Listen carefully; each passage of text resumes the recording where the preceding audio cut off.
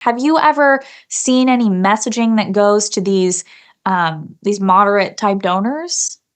Yeah, so I think your point is well made. When you think of Susan Collins in Maine, we can be upset at a vote she takes, but she's in Maine, right? I mean, like the fact that there is a Republican in Maine is a big deal. So when you look at the donors in Texas, you have a group of people who really were a pretty dominant force, the moderate, more establishment George Bush type donor class, right? George Bush came from Texas, and his donor class really stayed in control until the Tea Party wave hit in 2010, 2012, and 2014. And we really went through, just to give people a very brief history, we went through 3 cycles where conservatives took over significant ground. They were a very small portion of the GOP. They became not the entire GOP, but a pretty sizable chunk. And then we had statewide elected like Ken Paxton and Dan Patrick, who set our state on a much more conservative trajectory. So this was the kind of peak of the Tea Party. In 2016, 2018, 2020, what we actually experienced was the moderate donors wrote larger checks than they ever have written,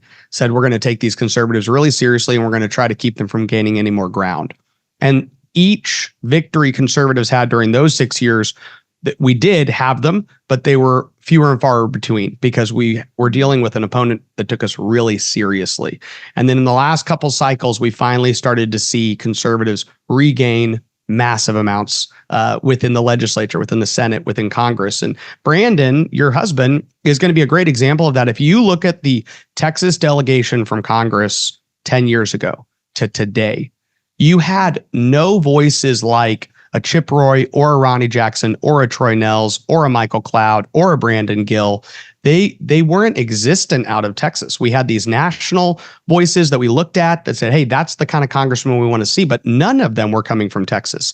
And all of a sudden, district by district by district, conservatives start to turn these places over. So I think what you have now is the last vestiges of those moderate donors are holding on to their power and are trying to fight for the little bit that they still have in the Texas GOP. So anywhere they can see them still having a foothold, they're spending more money than they ever have as they see that kind of power shift toward more grassroots conservative candidates.